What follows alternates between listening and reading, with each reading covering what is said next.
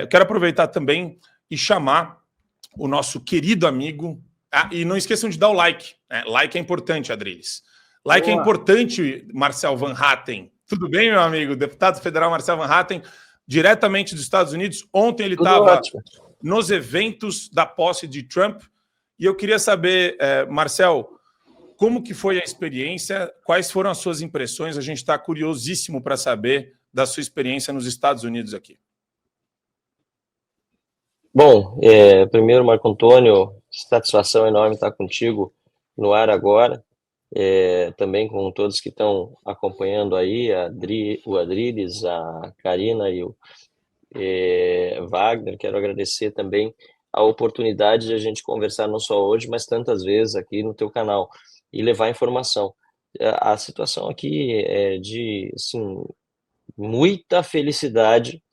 Foi muito bom ter vindo para os Estados Unidos agora, foi um grupo expressivo de parlamentares, nós nos dividimos bastante no sentido de conseguir conversar com pessoas diferentes, e eu ainda fico até sexta-feira aqui, participo da Marcha pela Vida. O senador Eduardo Girão está chegando na quinta-feira, eu acabei de falar com ele por telefone, então bastante coisa acontecendo aqui na capital dos Estados Unidos. Vamos lá, queria levantar. Wagner, tem uma pergunta para o deputado Marcel Van Hatten? Não sei se essa câmera aqui não está meio ruim. Tá ótimo. Ótimo, tá ótimo. Eu acho que eu vou fazer... Obrigado, se o Adriles recomenda, eu estou feliz. Que é um beijo também, né, Van Hatten? Cheiro do cangote. Aliás, conversa com o Bolsonaro, preciso devolver o abraço que ele me mandou aí. Enfim, então foi uma bela entrevista, parabéns. Obrigado. Olha, eu vou fazer mais um elogio do que uma pergunta, porque, ironicamente, tive a oportunidade de conversar hoje com 2 dos meus votos em 2022, porque eu sou gaúcho, então votei no Van Hatten, e eu queria dizer que fico muito feliz por ver que não foi um voto desperdiçado. Muitas vezes a gente não vota com muita convicção, né? Mas eu fico feliz de ver toda a luta e a defesa da nossa liberdade, porque é uma coisa que, infelizmente, muitos parlamentares têm se omitido muito ao longo dos últimos anos. O Van Hatten não é um deles, e então está colecionando discursos emblemáticos em nome da nossa liberdade. Agora está aí nos Estados Unidos também, com certeza, de olho nisso. Se eu puder fazer alguma pergunta para engatar no elogio, seria justamente indo para essa direção, né? Se existe um otimismo de utilizar a eleição do Trump para auxiliar na recuperação da liberdade aqui do povo brasileiro, que hoje já não pode mais se expressar livremente, nem mesmo na Câmara, né? Nem mesmo na tribuna.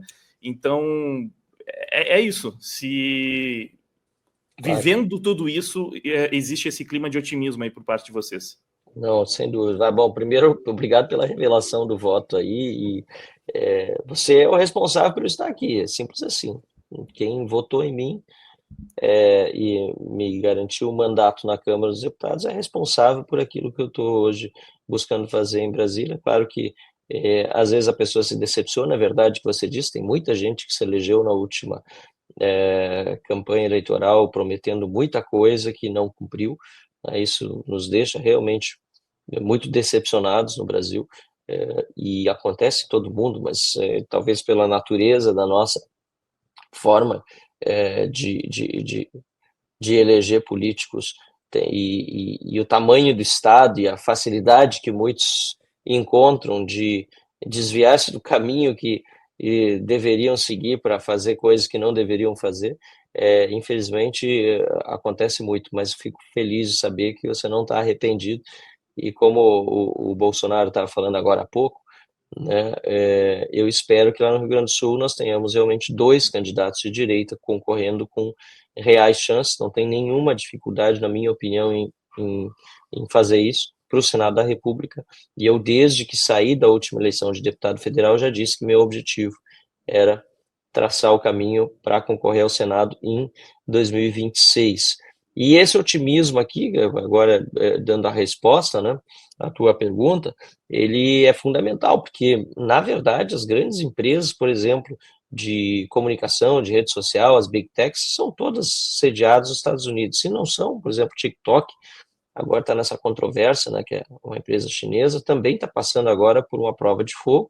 O Donald Trump deu 90 dias, se eu não estou enganado, para que se adequasse a uma legislação que o Congresso aprovou aqui, obrigando a empresa a ser vendida para capital americano para poder continuar operando nos Estados Unidos. Sinceramente, acho essa decisão, inclusive legislativa, muito controversa, acho que a liberdade de expressão tem que estar acima disso, mas, de qualquer maneira, muito controversa, perdão, mas, de qualquer maneira, a gente vê Facebook ali, X, né, representados respectivamente pelo Zuckerberg e pelo Elon Musk. O Elon Musk, além do X, ainda tem todas as demais empresas, o homem hoje mais rico do mundo, acompanhando a posse. Isso, obviamente, nos dá uma motivação muito grande.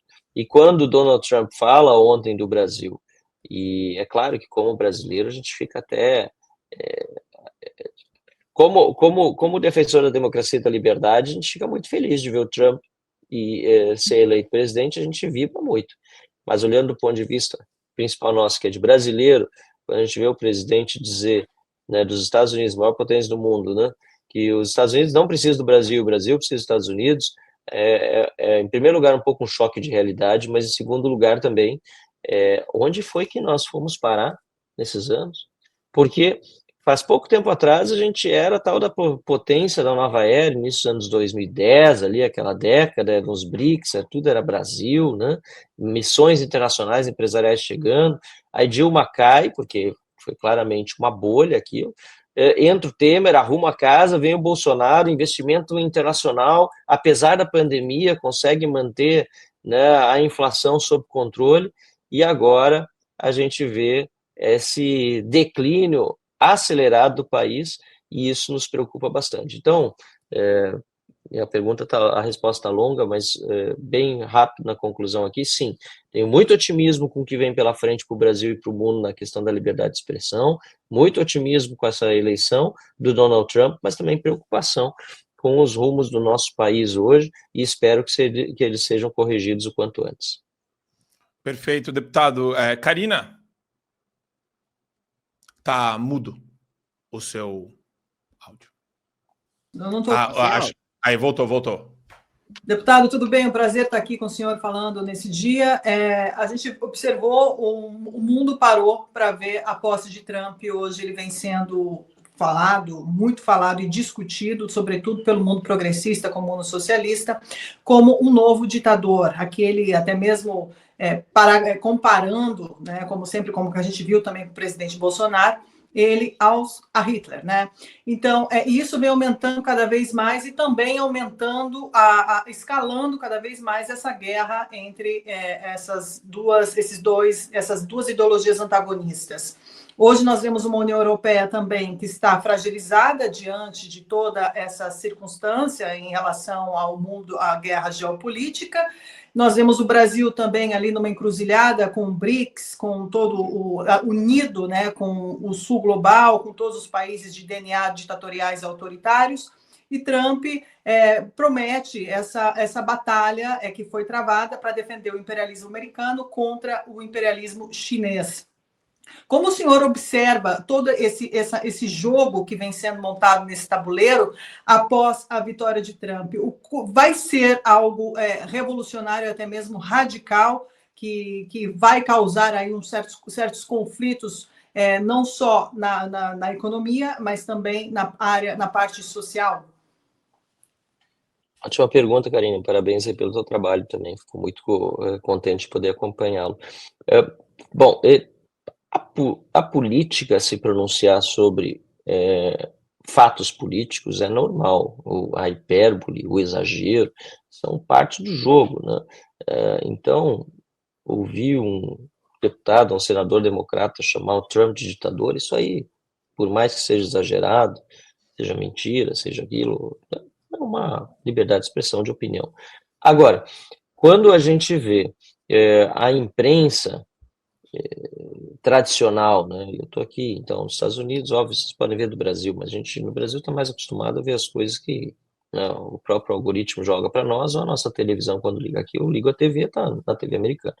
Né? Fora a Fox News, o resto, assim, é nojento, sabe? É gente fora da realidade, não são mais jornalistas, sabe? E no Brasil a mesma coisa, não são mais jornalistas, a maior parte dos profissionais da imprensa, digamos assim. São panfleteiros, são militantes, a gente que está ali para realmente fazer a caveira do Trump, que vão trabalhar, já estão trabalhando, desde o dia da sua posse até o final, para desgastá-lo, né? Não tem mais objetividade. Inclusive, ontem, assistindo, então, uma dessas entrevistas, era na MSNBC, se eu não estou enganado, uma comentarista, na verdade, os 4 comentaristas estavam ali só para concordar, né?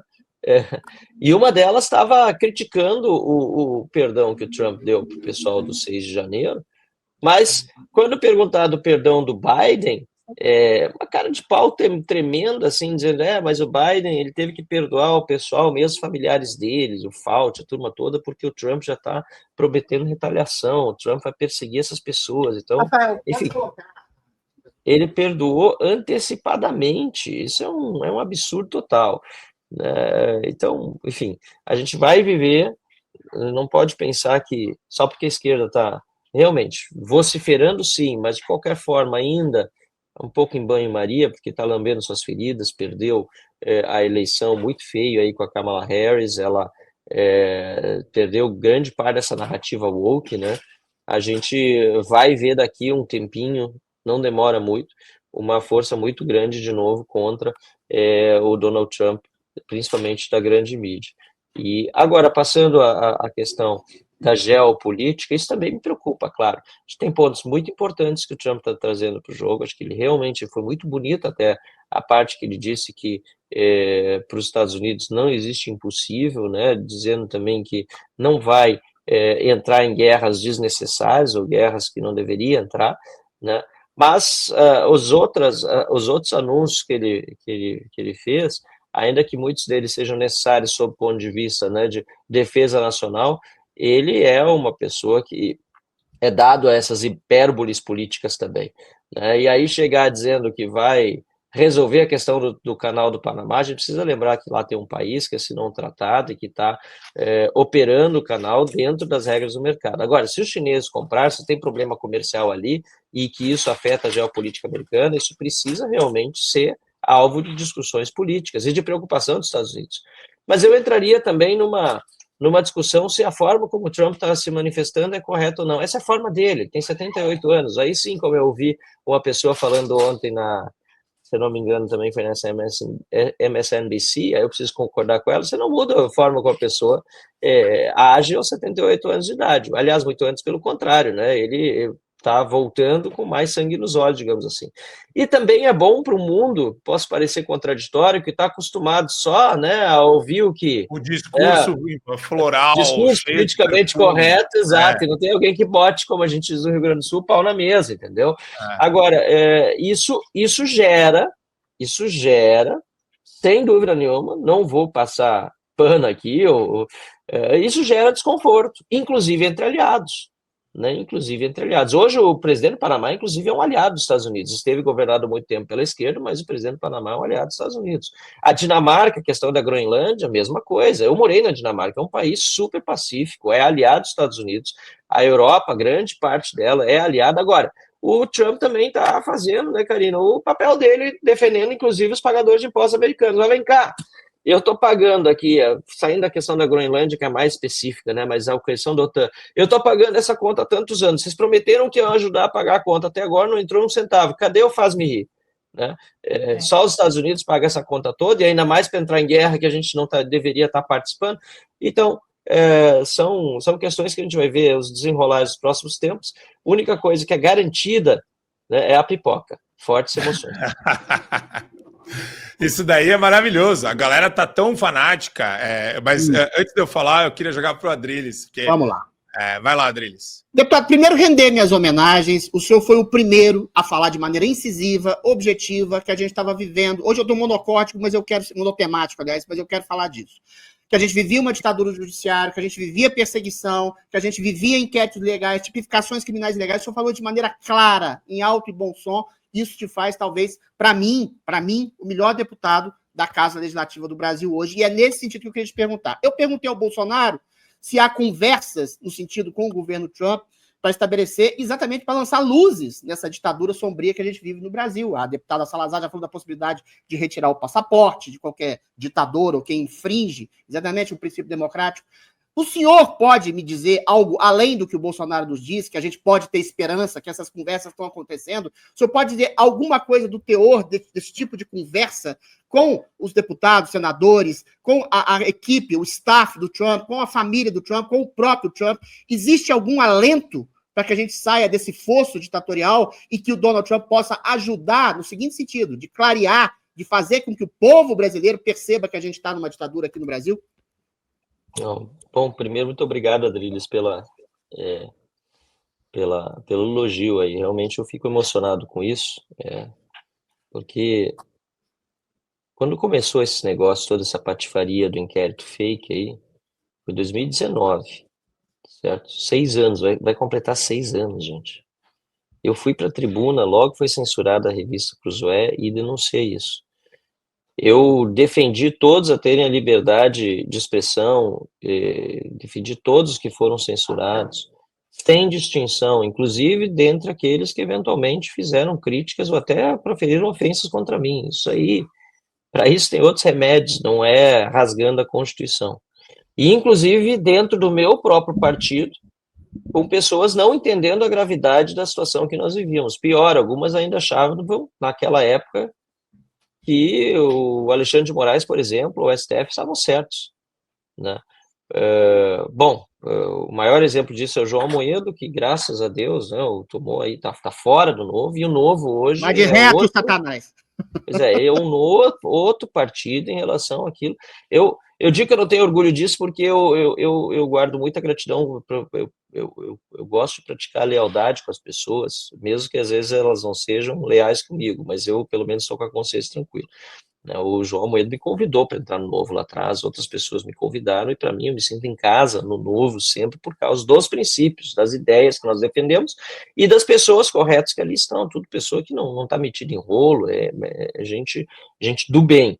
Agora, nós passamos por um período tão ruim que eu, como eu disse, não tenho orgulho de dizer isso, mas historicamente, pelo menos é uma forma de dar satisfação para o meu eleitor, eu assinei o pedido de expulsão do João Amoedo, junto com outros deputados, né, naquela época, e até acho que deveria ter feito antes, mas a gente está numa dinâmica interna partidária que, se sabe, é muito difícil, né, ainda mais com uma pessoa que tinha, até certo ponto, o controle da direção do partido e ditava os rumos do partido internamente, chegando a fazer absurdos do tipo esse, né, de nos criticar, a bancada inteira, os 8 votaram contra a prisão do Daniel Silveira, né, teve gente que era governo votando a favor, aliás, hoje se arrependem muito, né, nós votamos, governo na época, Bolsonaro, lógico, nós votamos 8 contra, e o João Amoedo foi lá fazer um tweet, nos descascando, dizendo que era um absurdo a gente ter, depois fizeram a batalha pelo impeachment do Bolsonaro, assim, todas coisas absurdas, então, desculpa até me estender um pouco nisso, Adriles, mas eu te agradeço, porque eu sobrevivi, períodos muito difíceis, com fogo amigo de todos os lados, quando o nosso maior inimigo estava justamente tanto no STF como no PT, que foram criando força e se juntaram de uma forma hoje que está muito difícil o jogo. Mas a gente precisa ser mais estratégico, se unir mais e, assim como agora, respondendo a tua pergunta, estamos fazendo aqui nos Estados Unidos, também no Brasil, ter uma linha, uma direção muito clara. E aí, o que a gente pode esperar aqui dos Estados Unidos? Bom, eu tenho também um trabalho internacional de muitos anos. Eu sou formado na área, né? Eu fiz faculdade de Relações Internacionais, eu estudei aqui em Georgetown, estudei aqui em Washington, em 2009, né? Isso faz também agora 16 anos. Então, desde antes disso ainda, né, o Fórum da Liberdade, o IEE, todos esses institutos, têm muitas parcerias com institutos aqui nos Estados Unidos, em outros lugares do mundo, mas aqui é o berço dessa organização social, né, chamado Instituto de Estudos Políticos, ou Think Tanks, né, e esses Think Tanks todos agora voltam para o governo Trump com pessoas que trabalham no Think Tanks que são chamados para servir dentro de ministérios, como a gente chamaria no Brasil, né, ou Secretaria de Estado. Então, essas pessoas estão lá em lugares estratégicos e volta e meia a gente topa com alguém que a gente conhece de tantos anos, ou que, né, nos apresenta alguém que a gente não conhece ainda, mas que vai levar alguma informação importante. Essa não vinda do Bolsonaro aos Estados Unidos foi um baita de um tiro do pé do Alexandre de Moraes. Vou te dizer por quê. Primeiro porque, claro, ele não podia prever que ia cair essa nevasca aqui e que iam fazer tudo interno lá no Capitólio. Mas eu entendi, em nenhum momento eu nem fui atrás de um convite para entrar no Capitólio, eu tenho noção das coisas. Tá? A esquerda que não tem para ficar criticando aí, etc. Tá? Cabiam 600 pessoas lá dentro, faça as contas comigo. Tem 435 deputados federais e 100 senadores dos Estados Unidos. Só vai ter americano lá. Eu sei pelos... Os deputados não podiam levar as esposas, gente. Eu vou lá me meter para entrar... Eu vou me queimar se eu ficar. Eu sei o meu lugar na coisa, tá? Tem gente que acha que eu posso mais. Que bom. A manchete de todos os jornais, deputado, foi... Eduardo Bolsonaro e Michele ficam de fora do Capitólio. Como se fosse... exatamente, para distorcer, exatamente. Segundo, eu estou de férias aqui. Tá? Eu não estou aqui, apesar de ser deputado federal, numa missão oficial. Então, não tem essa... primeiro, obrigação, apesar de estar com diligência, sempre exercendo minhas funções públicas, muito menos essa motivação nesse momento de sair fazendo... Eu estou com minha mãe, inclusive, aqui, entendeu? De sair fazendo contato com todo mundo para tentar um... Não, eu consegui, eu passei 4 horas na fila, no frio, no sábado, para ir no comício, no domingo, no comício Trump, e no fim consegui, por Deus mesmo, entrar, sabe? Colocou uma pessoa no nosso caminho que nos ajudou e consegui entrar e assistir, foi maravilhoso. E ontem participei da festa multicultural, aí falei com várias pessoas, por isso que eu disse que foi importante a gente se dividir, viu, Adriles? Porque lá, o pastor, por exemplo, Burns, que é o organizador desse Instituto Multicultural, que fez um dos tantos bailes que acontece aqui, imediatamente quando soube do que tá, ele já sabe o que está acontecendo no Brasil, ele me passou o WhatsApp dele, me convida que eu quero ir para o Brasil lá, e eu vou para o Brasil. Ótimo, beleza. Então, são essas relações, o Roger Stone estava lá também, e assim vai. São essas relações pessoais que a gente vai construindo que vão dando resultado. Agora, a gente não pode esperar, eu costumo dizer isso também, que é muito importante. É claro que tudo que o Trump puder fazer, os demais aqui, no sentido de nos ajudar, é importante, né? Isso, eu jamais posso defender retaliação, porém, contra o meu país, né? Contra empresários, por exemplo. O Trump está querendo botar tarifas. Gente, assim, sob o ponto de vista de quebrar a economia para as pessoas ficarem mais rapidamente satisfeitos com Lula, a pessoa pode até achar isso é uma boa estratégia, mas para nós brasileiros isso é péssimo. Perda de empregos, perda de... botar tarifa para produtos que são exportados é horrível. E mais, isso empobrece mais as pessoas e mantém elas ainda mais dependentes do Estado, né? E ainda dá um discurso para a esquerda, que usa até hoje, por exemplo, lá em Cuba, botando no embargo dos Estados Unidos a culpa pela situação do país. Então, assim, a gente tem que ter bastante calma nessas horas. Eu tenho a minha posição, e eu também não quero, e nem serei, porque eu jamais vou fazer isso, agir contra a minha própria nação, né, ser acusado de estar aqui para conspirar contra o país. Agora, contra esse governo que lá está, o governo Lula, esse eu tenho que batalhar internamente. E por isso que eu digo que nós precisamos tanto batalhar também por um impeachment, né, do Lula. Eu acho que até a gente fez bastante já de manifestação, tinha que ter feito mais, até concordo, mas as pessoas estavam com medo e ainda tem muita gente receosa. Mas para mim agora, para mim agora, foco é manifestação contra Lula, sabe? O vídeo... Para quem não entendeu o cenário ainda, depois do vídeo do Nicolas, foi um vídeo brilhante, falando da questão do Pix, deu para entender que o que está pegando mesmo é Lula está completamente perdido. Deputado, mas se o Alckmin assumisse, eu acho que melhora. Qualquer coisa é melhor que Lula, sinceramente. Não, sim. Mas você não acha que a perseguição que eu lembro dessa mesma... Não pode piorar com a legitimação de um candidato, sei lá, que se coloca como centro-direita moderada? Adriles, nem que seja para desgastar... Desculpa, mas é inevitável perguntar. Não, duas coisas. Primeira, isso eu ouvia também quando a Dilma era... eu participei de todas as manifestações quando a Dilma dizia, mas será que não é pior que o Temer? Não, mas era... Mas agora é uma perseguição política. O meu ponto com o Alckmin, a perseguição política, eu acho, tenderia a aumentar pela legitimação de um candidato, entre aspas, de centro-direita. Mas eu queria ouvir sua opinião. Bom, acho que a solução correta mesmo seria caçar a chapa toda, porque o processo foi completamente viciado. Se a gente começar a voltar atrás até a questão da eleição mesmo, vocês lembram que teve a votação da cassação da chapa Dilma Temer, né? Lá atrás. Eu critiquei que não tinha sido cassado inteiro. Foi depois do impeachment, aí teve a cassação da chapa, e aí o TSE disse, não, com a chapa tá tudo certo. Fizeram o impeachment da Dilma, mas, enfim, foi por causa dos pedalados, mas com a chapa, com todas as irregularidades que houve na campanha, que ainda foi muito menos do que aconteceu agora, nas eleições passadas, com o dedo do TSE interferindo em todo o processo, né? Naquela que foi muito menos, e assim mesmo a chapa não foi cassada. Então, acho que isso é ilusão pensar que vai ser cassado. Bom, esse é o cenário. O cenário 2 é impeachment, o cenário 3 é desgaste até a eleição. Até acho que desgastar até a eleição pode ser mais útil para o Brasil. A gente bota alguém de direita mesmo lá depois. Agora, para mim, derrubar o Lula é prioridade. Primeiro que ele está completamente perdido. Segundo, porque a população sente um apelo muito mais forte para um tema mais amplo que a economia, que é o seu próprio bolso, que é a questão do PIX, infelizmente, do que a questão da perseguição. Tá? É óbvio que na escala de valores pessoal minha, perseguição política, censura, prisão ilegal, isso tudo é muito mais grave do que um problema econômico, mas não é para a população. Isso aí é ciência, né? História, é economia, é assim que funciona a vida. Pronto.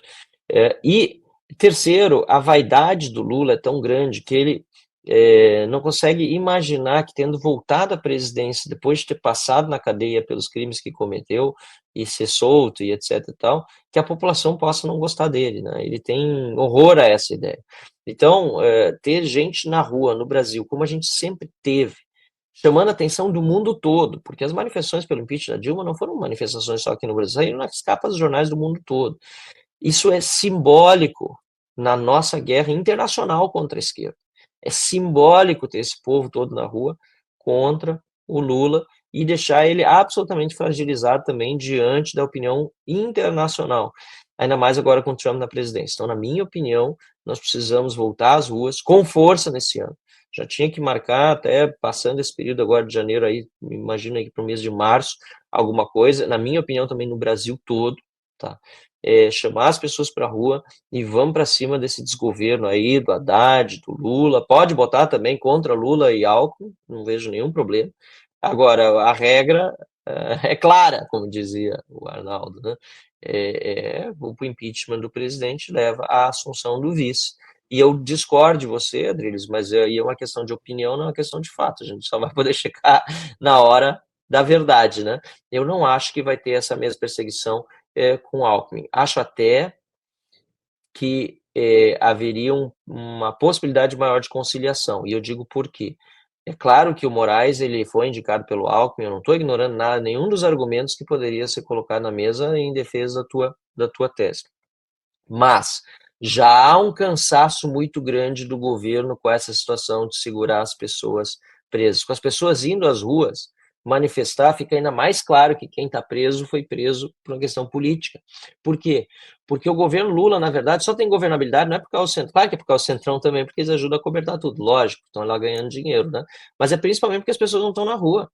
Se as pessoas não tivessem ido para frente dos quartéis naquela época, ou tivesse feito lá um pouco de manifestação, mas depois feito manifestações contínuas, como a gente fazia, mas não na frente dos quartéis, não para dar aquela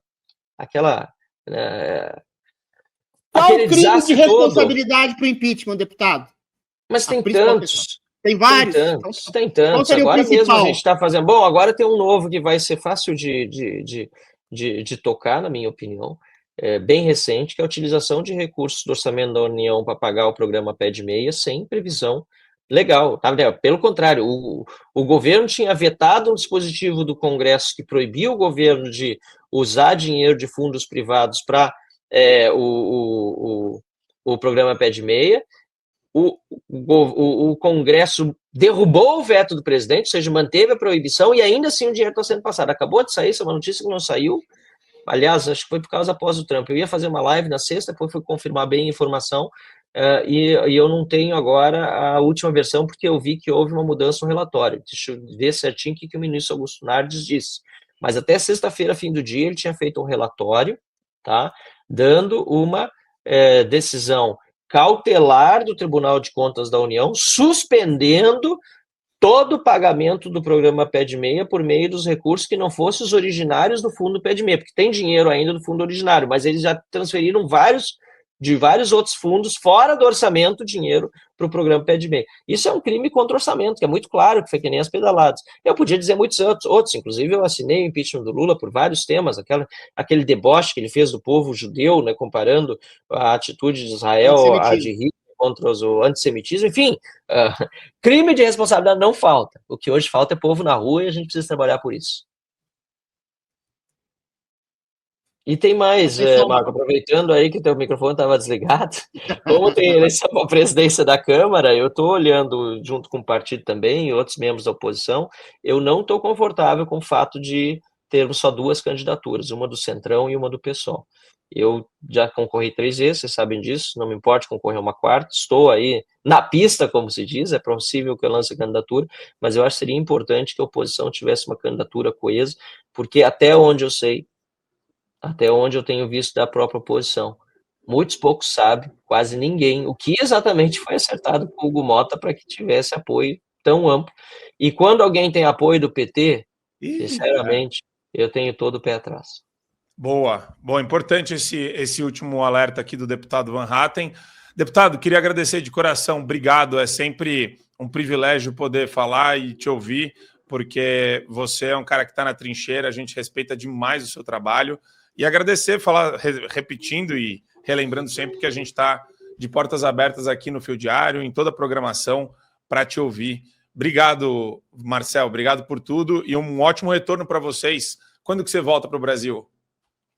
Eu volto dia 30 de janeiro, a princípio. Eu passo ainda pelo Panamá para visitar meu irmão, como eu disse, né, período de férias, então aproveitar e ver meus sobrinhos lá no Panamá. Ele é piloto da Copa Airlines, fez aquele primeiro voo que pousou em Porto Alegre, talvez vocês chegaram a ver em alguma coisa nas redes sociais. Eu vi uma publicação no seu Insta. Isso, ele foi o primeiro voo, ele que pilotou, então estou indo visitar ele lá. E depois eu vou dar uma palestra para a ADF na Costa Rica sobre a censura no Brasil. A ADF é a nossa Alliance Defending Freedom, você conhece, Marco? Defende a nós e o Novo aqui nos processos contra a censura do X, e eu vou lá na Costa Rica, eles têm um evento anual que eles organizam, não sei se é sempre lá, mas dessa vez pelo menos vai ser lá, e eu vou dar uma palestra sobre o nosso caso, a censura. Então a gente, apesar de férias, né, sempre aproveitando para falar também do que está acontecendo no Brasil. Obrigado, deputado, um ótimo dia para você, aproveita. Obrigado. Deus te abençoe, obrigado por tudo. Valeu, parabéns a todos, obrigado por quem nos assistiu, tchau.